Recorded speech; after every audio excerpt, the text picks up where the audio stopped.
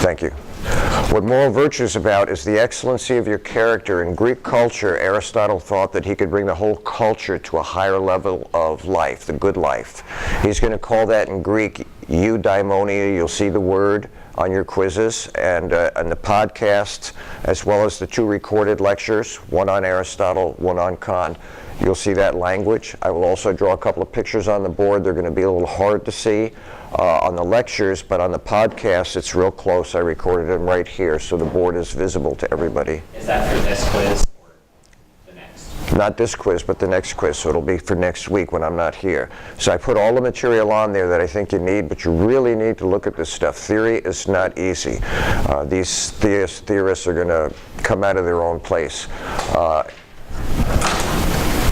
As far as attendance goes, you don't necessarily have to be in here at all. How is that going to affect? I'm sorry, I didn't hear the question. Go ahead, say it again. How is, we don't have to be here next week?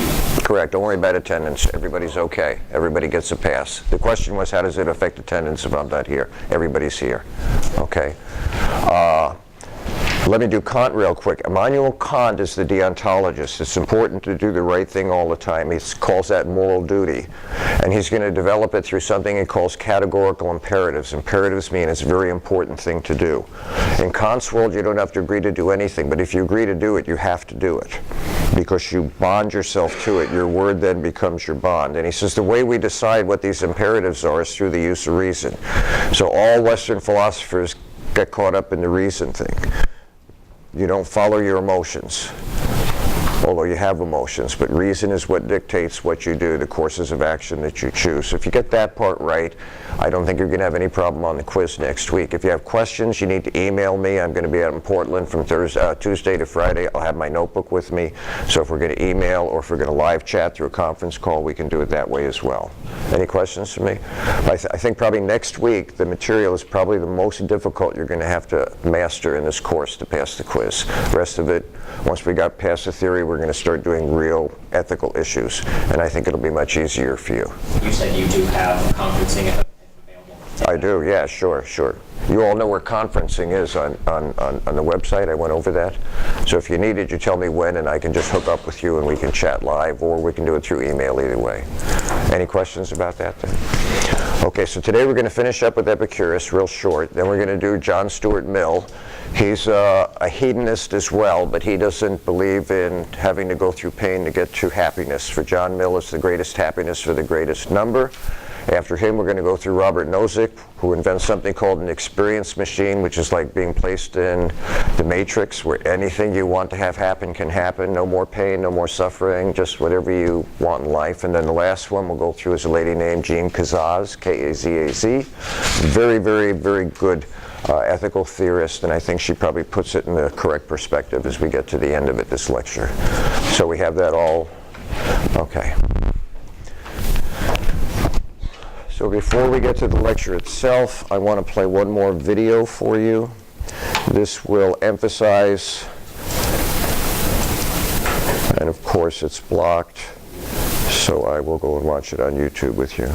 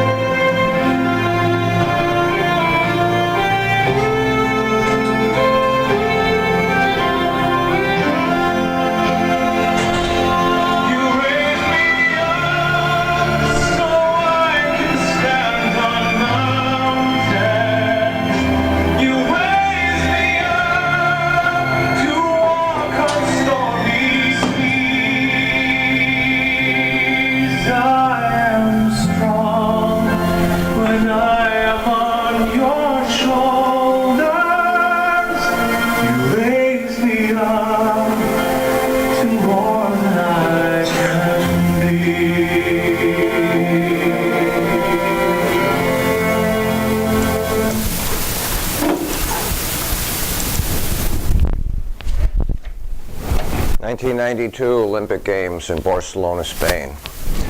He was a world champion. He was expected to win. He blew out his hamstring 150 yards into the 400 meter. Searing pain. I have athletes in here. You ever blow at it? It hurts. It hurts really bad. They can cut the chains off the door, coach, but they can't make us play. We decided we'd finish what you started. We have shit to do, coach, so you can leave us be. I wasn't in Barcelona. I'd been out of Germany since '74, but I remember watching that live, and I wish I could tell you who the gentleman was who won the race, but I have no reason to remember his name, but I've never forgotten Derek Redmond's name. He decided he was going to finish what he started. The pain was worth the effort. Across the finish line, 80,000 people in that stadium stood up and applauded him. A world champion. Didn't win the race, but he was the winner of the race. Perseverance, willingness to finish what he started. That's what Epicurus is talking about. There's things in life that require we go through pain. No one wants to go through pain. There's things in life that require that we go through pain. We have a choice. Every time we encounter an obstacle, whether we're going to go through it or whether we're going to quit. I think Epicurus makes a good point. And maybe you just need more time on the planet and you run into more adversity and you figure out that not going through adversity doesn't get you any further ahead. It just teaches you how to lay down and quit. But when you face adversity and you overcome adversity, that pain then becomes a mentor, teacher to you about how to succeed in life, how to be victorious. First place is nothing, but finishing the race is everything. So any questions about Epicurus? Okay, so that's the heart of what he's talking about. Now we'll do the lecture. The rest of the lecture pretty much is nuts and bolts, people. This is the data. This is the information that you're going to need to do well on your quiz. Of course, Epicurus presents us with this odd argument about death, and we've dealt with this.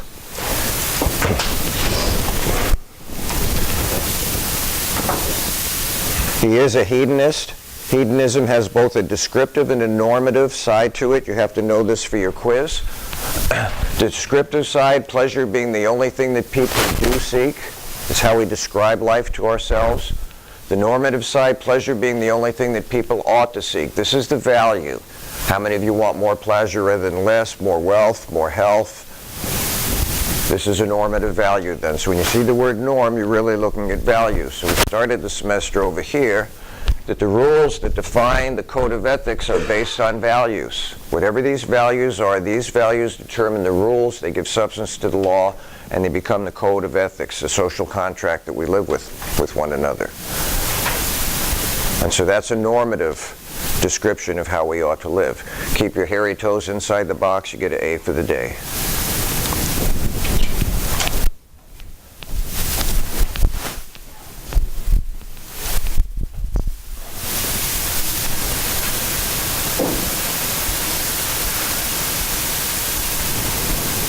For Epicurus, then, the pleasant life is not always about physical pleasure. He doesn't deny the need for physical pleasure. We all enjoy it. It's not just about not indulging in fancy food, drinking, and revelry or sex. Pleasure is produced, he says, by sober reasoning. Searching out the grounds of every choice and avoidance, banishing those beliefs through which the greater confusions take possession of the soul.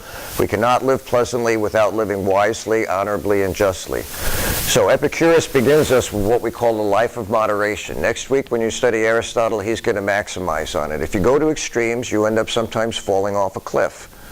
Food tastes too good, you eat too much of it, you might have repercussions. You eat too little of it, you might have repercussions. The same thing when it comes to indulging in drinking, when it comes to indulging in intercourse. Any of the extremes can produce a detriment to our life, to the happiness that we look at or that we add up as a sum total of how we're living. So Epicurus is saying reason, and again Aristotle next week will maximize this, reason will tell you to avoid the extremes of feelings in action. It may feel good, but that doesn't mean it's going to produce the best result for you. And so we sit down and we think soberly, what is best for me? Sometimes I suppose indulgences are good for us. But oftentimes he says they come with penalties, pains. Yes? Basically, to sum it up, logic He doesn't use logic, but he uses reasoning. They don't want to put it in a box because there's different kinds of logic. If you're in the logic class, we do deductive and inductive logic. You use inductive reasoning. You kind of get a big sample and you make a conclusion from it. Deductive logic's very boxed in, and it works, it's appropriate, it's like a tool, okay? But reasoning for him, and it always comes out as reasoning. Also, when you get to Immanuel Kant next week, he's going to make reasoning the big deal as well. So in the Western world, reason is what guides us through life so we make appropriate choices so we don't suffer extremely. And hopefully at the end of that, we will produce a larger amount of happiness. We'll look back at life and say that this was a good life that we lived. Now, this is going to be much different than John Stuart Mill when we get to next, because he thinks pleasure is everything. And quite frankly, it is. In moderation. What I'm doing here is I'm just kind of going over these. This is the PowerPoint I want to highlight.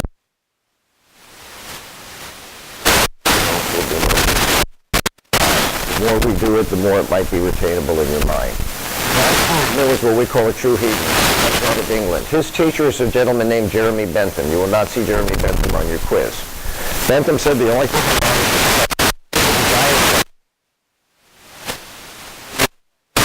he wanted. There are many desirable things, but all are desirable